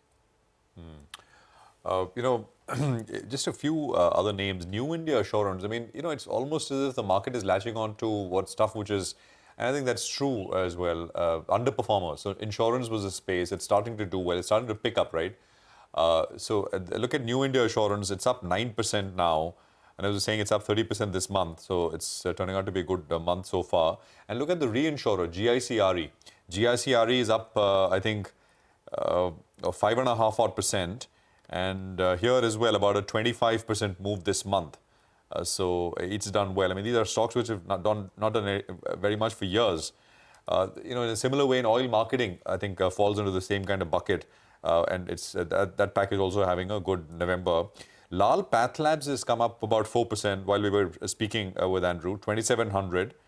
So it's got very strong volumes. And there is Credit Access, which is up about 3.5% as well. So 1704 on Credit Access. So these are some additional newer names which are coming through. Kesoram Industries, of course, we reported the story about Ultratech eyeing assets here. Kesoram started, I think, was up 4%, it's up about 3% right now. That's also moved up. This month, Kesoram, of course, has moved up some 60%, 61% or so. So we've been kind of talking about that story. Andrew, anything from these two? Oil marketing, I mean, typically before an election, that pack would get all fearful, right? Price revisions would stop and that kind of thing. And stocks, but this time, 30% going into these elections, oil marketing. I don't know if you have a view or a contra view. And insurance is a space, and if you like anything, if you own anything there. Yeah, no, insurance is a sector we've been flipping around into from the banking sector because there's no real catalyst for the banking sector at the moment. So insurance has been one where we've been increasing our kind of exposures. And that's playing out very well for us. So we'll continue to do that within the financial sector. There's going to be pockets where you will find that you'll make some good money whilst maybe the banking sector itself just consolidates until the earnings downgrades start to come through. I think what you said is quite interesting because obviously one sector you missed of saying is chemicals, and I'm seeing lots of reports now saying that chemicals have bottomed out and it's time to buy. And I think that's you always get these laggard sectors moving higher after being beaten down for some time, and that's where you're going to get some very sharp positive price reactions. I'm not saying fundamentally you should be rushing towards it. I think the themes I mentioned are ones where you see very strong earnings growth over a long period because of the fundamentals. Sure. Andrew, always good talking to you, and happy Thanksgiving to you, your team. It's been a good year for all of us in every way, right? Health, wealth, and hopefully it'll continue to be the same in the next year as well. So thanks a lot for being with us on the channel. Thank you so much. Thank you.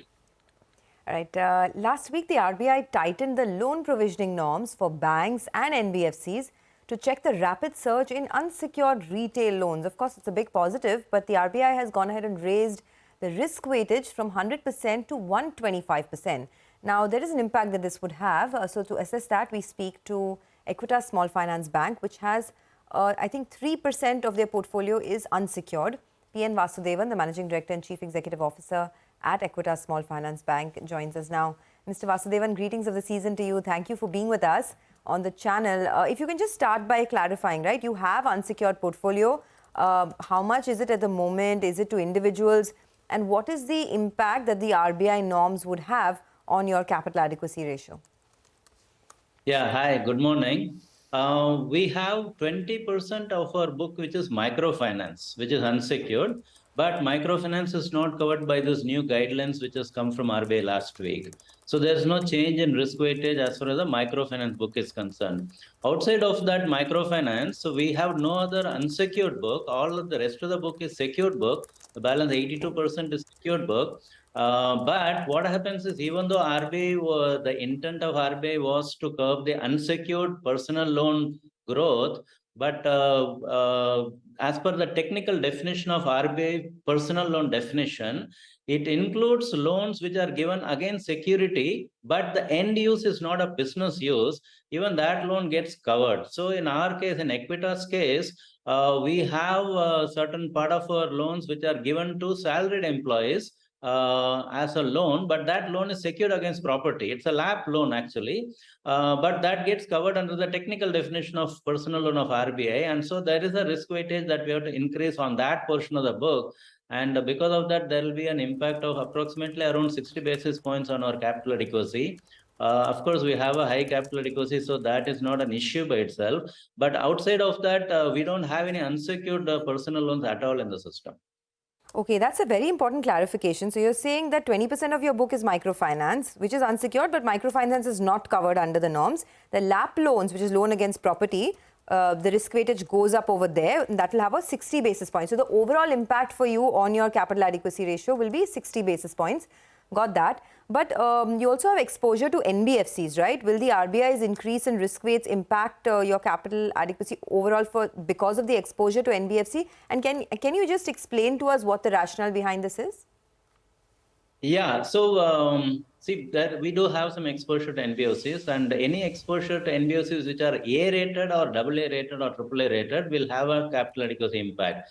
Any exposure to NBFCs which are BBB rated, because they are already at 100%, so there's no risk weightage increase on that. In our case, we do have some exposure to NBFCs which are A and AA rated, but our overall exposure to NBFCs is about 3.5% of the book. And this 60 basis points impact I mentioned includes the impact on the NBFC capital adequacy increase. And from a logic perspective, from an RBI guideline logic perspective, one would say that there has been a lot of NBFCs who have been growing strongly, both on the secured and unsecured book, and the reliance on bank loans has been increasing. It's almost now 55% of NBFC loans are from the banking sector, and so there is a need from a sectoral perspective to kind of see how to reduce that exposure of the bank to the NBFC so that the risk from the NBFC doesn't impact the banking sector. Maybe I'm just assuming that could be the logic behind the RBI norms. But yes, in our case, including that is the impact of that 60 basis point that I referred. Mr. Vasudevan, good morning. Prashant here. Apart from this, would you, we've spoken with other financial institutions as well post this move. The RBI governor gave a speech recently, kind of stressing upon the actions which came out last week on Thursday. There is a signaling effect in all of this as well, right? Which is to say that go slow, be cautious, don't get over exuberant, and beyond the actual quantitative impact, do you think this will have a moderating influence across the board? Yeah, see what happens is, today we are actually in a very benign credit cycle, right? Across the sector, the credit costs are at one of the lowest in the last few years that we have seen. And normally what happens, I have been in the lending space now for about nearly 40 years of my life. And over so many years, I have seen lots of ups and downs in the industry in terms of GDP growth and, banks and NBFCs doing well or not doing well.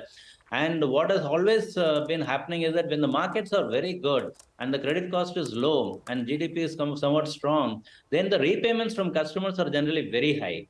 The ability to collect money from the customers is very high because they are all making money, and so they'll tend to pay you back. So even if you are relaxing your credit norms, even if you are kind of opening the funnel to accept more customers which you would normally not accept, they will still pay well because of the environment that we are living in. And that's a time when lenders tend to become a little relaxed and they take their eye off the ball, and the credit norms tend to get diluted, and then you want to grow, you want to outgrow somebody else, so you start lending at a higher LTV, and that becomes a risk. So at some point it looks like everything is right and nice, but there's always going to be a change in the environment and situation. And when that happens, all the excess credit filter that you removed over this good period is going to come back and bite you just down the line. So I think this caution from RBI is really from that perspective that while things seem to be good today, but if you are not going to be careful, the downturn can be just a little while away. And that I think is a caution that all of us are taking,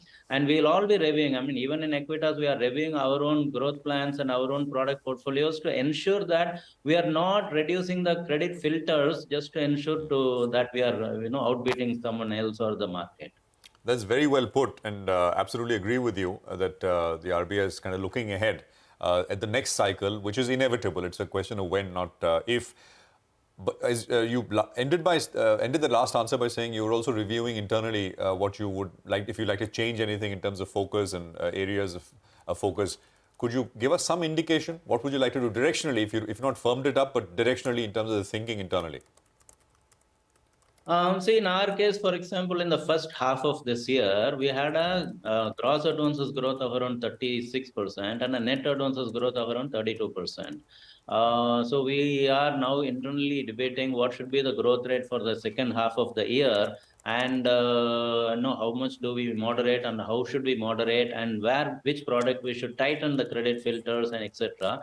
As of now, of course, our GNPs are very good. It's less than our pre-COVID level. Pre-COVID used to be 2.5%. We are now slightly lower than that. Our net NPA is lower than 1%, which we have the first time we have touched less than 1% NNPA.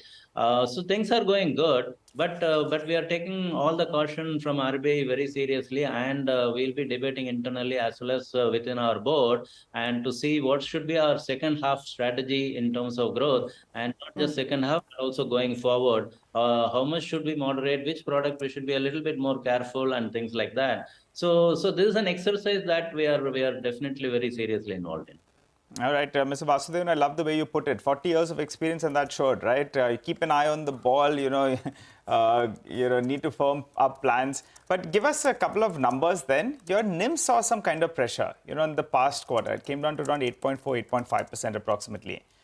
What's the outlook in terms of NIMs from year on, point number one? And also in the first half of the year, as you said, you grew by around 30% plus, gross as well as net advances. So for the year on an average, what could that be? Give us a rough range at least on both these two numbers. Yeah, on the NIMs, we are going through our the tight cycle of NIMs, because we have about 85% of our book is fixed rate loan book. Given that, when the interest cost goes up, your NIM is going to have the maximum impact. And I think we have gone through most of that pain in the last 3 quarters or so. We have actually gone through the most of that pain. And so as we guided earlier, for the full year, we expect our average NIM for the full year to be around 8.5 compared to about 9% of the previous year's average. So you are really seeing about a 0.5% drop on NIMs for the full year. I'm not talking of half, I'm talking the full year.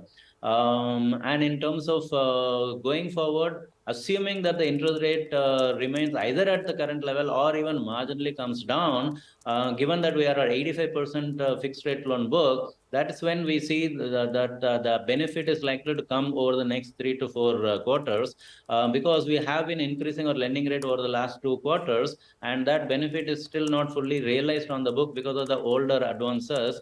So the benefit of that interest rate will come over the next 2 to 3 quarters. And if our interest cost kind of stops growing further, then the benefit of the fixed rate loan book will be felt maybe in the next financial year. And as far as the growth is concerned, as I mentioned, first half we had a 37% growth in gross advance and 32% in net advances. And we expect that for the second half and for the full year, we should have a gross advance growth of maybe around just around the 30% level, and a net advance which will be lower than 30%. That's what we expect. We're still working on some of these finer points, but definitely we do look to moderate the growth in the second half a little bit to ensure that we don't become exuberant and do anything silly. But for the system as a whole, right, for the industry as a whole, the fact that RBI has raised these provision norms across the board, do you think it could slow down loan growth for the industry? Yeah, definitely. I think the personal loans, the unsecured personal loans, especially the small ticket loans, which are 5, 10,000, 20,000, under 50,000 loans, that has grown approximately about 40% in the first half. And that the expectation is that might come down to anywhere around 25 to 30%. So that's going to be a steep 20, 25, 30% drop in terms of the growth on the unsecured personal loan side, which should in a way moderate the overall sectoral growth for the banking and NBFC industry. As far as the secured book is concerned, right now there is no concern either from the industry or from the regulator. But as we said earlier, we just need to keep our eyes open all the time. But on the unsecured, definitely, I think we should see a sectoral decline. And I didn't get the net interest margins. You said around 8%, is it? What is the kind of ballpark range that you're looking at for the full year? I mentioned that our exit NIMs could be about 8% by 4th quarter of this year, and then overall NIM for the year on an average basis for the full year could be around the 8.5%. Okay, all right. We will leave it at that, Mr. Vasudevan. Thanks a lot for joining in.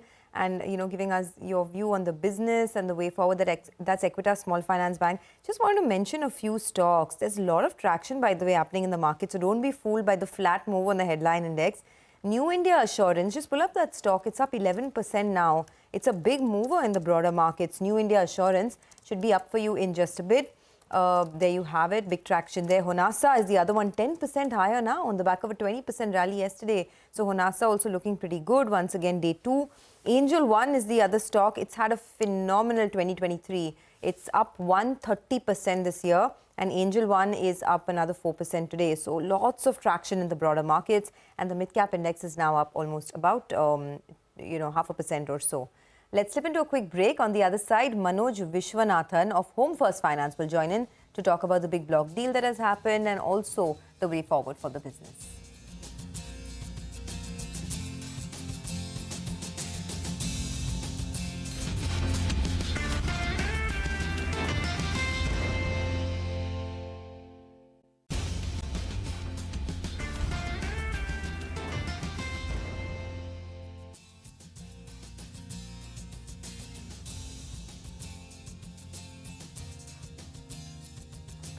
Welcome back. Well, yesterday we saw a large trade that took place on Home First Finance, and we had some big funds that came in there, but a couple of those PEs as well were sellers out there. To understand more about this deal and the way ahead, Mr. Manoj Vishwanathan joins us on the show. Hi, sir. Morning. Thanks so much for joining in, and always good to see you in. Well, I'm looking at the shareholding. This fiscal so far, Bessemer, they went ahead and they sold that 8% odd. That was a bit of an overhang. That got cleaned up. Now we saw some selling yesterday, close to around 10% being sold between Warburg, Aether, as well as Through Not Fund. But these three funds, if you put it together, they still have roughly around 45-47% stake in the company. I think there'll be a cooling off for them, right? So for the next 6 months, we don't see any kind of selling coming from them. And have you got any communication about what they want to hold with this pending stake they have? That is correct. If you see the deal structure, I think a 6-month lock-in has been provided. And as we had communicated earlier, the thought process is that these exits for the private equity funds should be done in a very structured way. We are looking at a transaction, one transaction per year, kind of a thing for maybe next 5-6 years to give them an exit. So this transaction, you can take it as one of those transactions that we have been talking about. So we have done it in a very structured way. We have gotten some good investors, good long-term investors, and the lock-in also has been provided to kind of convey to the market that this will not happen very frequently, and it will happen probably once in a year. Got it. All right. Got that. So that's out of the way then, Manoj. But let's focus on a couple of other aspects then with regard to business. Around 50%, I think, of your borrowing mix is coming from banks. If we look at PSU as well as private together. Will loans become costlier due to RBI's increase of risk-weighted assets for loans for banks? If you see the tone of the RBI communication, I think it is largely focused towards the personal loans. And I think their intention is to cool off the growth in the personal loans. We are a housing finance company with almost 87% of our AUM coming from pure housing loans, individual housing loans. So there is a very, very small portion that is non-housing. So at this point, if at all there is an impact, it should be the least for us because on both counts, first of all, they have excluded housing finance companies from the purview of this risk weight increase. And secondly, even if it is there, it will be only for the non-housing portfolio, so which is very small for us. It's about 13%. So as of now, our assessment is that if at all there is an impact, it will be the least for us across the ecosystem. Okay. All right. Got that. Then just want to clear the air with regard to that. Manoj, also, when you joined us the last time around, I think you were talking about this growth, AUM growth of close to around 30% for the fiscal. That's on track. And also, if you could tell us, NIMs, I think you were guiding that will sustain at current levels of around 6%. Holding on to that guidance? Absolutely. The growth is on track. We are very confident about achieving the growth targets that we have set forth for ourselves.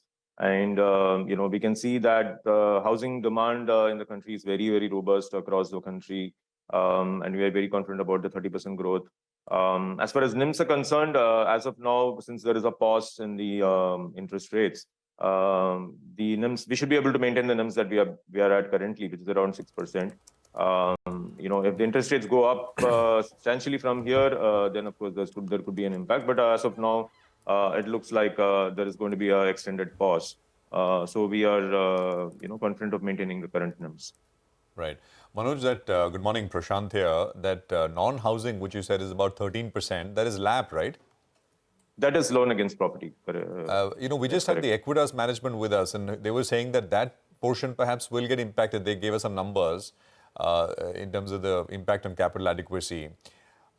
Would you have a similar kind of estimate on because of this, or you don't think? Yeah. So if it is, So we are still waiting for clarification on whether housing finance companies as a whole are excluded, or whether only the housing portfolio is excluded. If at all, we have to take a higher risk weightage on the non-housing portfolio. So that is 13% of our portfolio. So that should probably, impact our capital adequacy by probably 1 or 2%, which is, because our capital adequacy currently stands at 45%. So it, for a long time to come, it will not really make a change for us. Okay, so 100 to 200 basis point impact on capital adequacy if that LAP portfolio is risk weights need to go up there, right? And it's 13% on assets or on disbursals? 13% of the AUM, and about maybe 14% on the disbursals. Okay. Can you also give us a sense of which way asset quality is heading? What is the outlook for the next 1 year? Asset quality is very, very stable. We are seeing very responsible behavior from customers. Generally, you will see that, during the season, festival season, there is a bit of an impact, but this time we saw fairly responsible behavior from customers. So, we are very, confident about the asset quality. It is likely to be stable, or, it can only improve from here on. So, do you have any target in mind? I think your gross NPA ratio is about 1.7% by the end of this fiscal and next. Where would it stand at? Broadly in that range is what we are looking at, because that is the stable NPA for our kind of a business. So 1.5 to 1.7% thereabouts is what we are basically looking at. Okay. All right. Manoj, could you tell us with regard to strategy-wise, how are things moving? I think your AUM currently is around 8,500 crores. Say in the next few years, what is the strategy? Where do you see this AUM move? Point number one. And also geographically, how do you see this expansion taking place? Any key areas you're looking at? I think in the first half of the year, the last quarter, you've added roughly around 7-8 branches as well. So give us through that kind of an outlook for the next, say, 2-3 years. Sure. Expansion of branches is not, our, key distribution strategy. Distribution, the branches mainly act as a hub and, for nearby areas. So more as administrative centers. So which is why you will see that even after 13 years in business, we have only 120 branches. Our focus is more on distribution expansion, which is appointing agents in the market who will refer loans to us, putting employees in various markets. Creating the whole valuer and the legal ecosystem that will be evaluating the properties. So that is our distribution strategy. As we have mentioned before, we are already present in 13 states in the country, and these 13 states actually account for 80% of the affordable housing demand in the country. And we will continue to, at least for the next 3 to 4 years, we will continue to focus on these 13 states. Our aim is to deepen the distribution in these 13 states so that we are, at some point, we can say that, yes, any customer, looking to take a housing loan in these 13 states will be able to access us, or we'll be able to be close to that customer. So that is really our aim in the next 3 to 5 years. So we are deepening distribution. The deepening of distribution started in the southern markets first, and then gradually now we are expanding into the northern markets as well. You want to give us a number? Where do you see the AUM headed, say, in the next 3 years? At a 30% growth, that is what we have committed. So in next 3 to 4 years, it should double. So we are at about 8,500. So we are targeting a 20,000 crore number by FY27. Okay. Manu, just to go back to that LAP portfolio, would you now sort of endeavor to bring it down? Would you slow down there? No, if you see amongst housing finance companies in the market, our LAP portfolio is amongst the least. So we are not really targeting, or it is not one of our core products. We are not going after it. But customers do tend to come to us, because of our distribution presence in the market, history, etc. And we just accommodate them. So this ratio is likely to remain at these levels, 13, 14, 15%. Within the housing segment, is it all salaried, or what percentage is non-salaried? Self-employed? Salary to self-employed ratio is about 70-30. 70% are salaried, 30% are self-employed. That's the ratio currently. And on the, given what the RBI is saying, I understand it's not doesn't apply to housing loans, but there's general sort of word of caution, etc., right? Which is to say that be careful and don't let your guard down in terms of risk assessment and other things. On the self-employed bit, is there any moderation at all, or you think not needed? Housing, because I think RBI's focus again is mostly on the unsecured lending. Correct. I think they have been emphasizing the fact that, in fact, they have been differentiating between secured and unsecured in many of their statements. So in our case, 100% of our portfolio is secured. There is an asset at the back of it.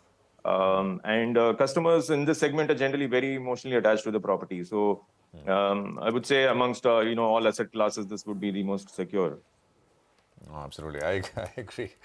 It is, but got it. Thanks very much, Manoj. Great speaking with you as always. And we continue to speak with you over the next couple of quarters and track what's happening. But for now, we'll leave it there. So that's Home First with a quick update on how things are looking. We'll just look at the market, which has actually come off about 3 points or so higher. 19,804 is where the index is at. So this is turning out to be almost deja vu. Yesterday, we had an absolutely flat day. But I think it was a bit more ranged. It's just the first hour, so maybe things will change. Honasa is up 12%. I just want to it's almost in the case of Honasa also, it's almost a repeat of yesterday. By this time, I think Honasa was up 13, 14%. It's up another 12% after yesterday's 20% gain by close. Well, let's shift focus to our CNBC-TV18 exclusive. The government has called a meeting of banks and fintechs to discuss the concerns about rise in cyber frauds and thefts. Sapna is here with details. Sapna, good morning. Yeah, morning, Sushant. So basically, this comes on the back of, rising concern, not just within the regulator, but also within the government on, cyber thefts and data breaches. A lot of instances have come to light in the last 2 odd months. So keeping that in mind, this is an important and a big meeting that will be chaired by the DFS Secretary, Mr. Vivek Joshi, and they are going to meet the banks and the payment aggregators along with the RBI officials. Importantly, also officials from NPCI, NAPI, MHA, DOT, TRAI, FIU, basically Revenue Department, all of these officials also would be present. Let's also keep in mind that earlier in the month, in November itself, on 10th November, the government had also met Google, basically to try and understand what are their standards in terms of protecting the Indian customers from, online frauds, malware online frauds. So also to understand their risk mitigation framework. So in all likelihood, Prashant, the short point here is that it's likely that some directions are going to go out next week on 28th November, and we have to just keep a watch on this space, because technology has no barriers. So it's very difficult, it's very challenging both for the regulator and the government to basically try and see that consumers are well protected. So this is going to be a big exercise, and it's not going to be just for 1 week. There are going to be a series of meetings on this front. So just keep an eye on that. Most likely some directions are going to go out on Tuesday. Okay. All right. Sapna, thanks a lot for joining in. Well, let's get back to the markets now. We have Mitesh Thakkar joining us. The market is flat, but many stocks hitting fresh highs. NTPC is at a fresh 52-week high. TVS Motors at a fresh high. Titagarh Rail Systems has been one of the strongest stocks lately. And something like a Varun Beverage is also charging ahead. Now Varun Beverages at a fresh 52-week high. Mitesh Thakkar is with us. Mitesh, what are the stocks you're looking at? And what would be the call for the rest of the day on the index? Yeah. So on the index, I think, I still believe that we might not do much. I think this is still a market which is not showing signs of any directional bias. The volatility indicators, the averages, all are turning flat. So I think this consolidation of 19,650, 620 on the downside to about 19,850, 870 on the upside is likely to be in the force for the next 4, 5, 6 sessions or more. So I think it'll still be a sideways kind of a market. But yeah, trading, as you were highlighting, can be more stock specific. I have a buy on Glenmark with a stop below today's low of 777. Look for targets of 830 here to begin with, and maybe even higher levels. And the other one which I like is Lora Developers. It's come off a bit. It needs to have an hourly close above levels of 889, 890 zone. So I think once that happens, buy with a 15-point kind of a stop at 875. Look for 930 as the trading target. Okay, thanks Mitesh for that. Let's slip into a quick break. On the other side of the break, Manisha Gupta will be putting focus on the commodity space, so stay tuned.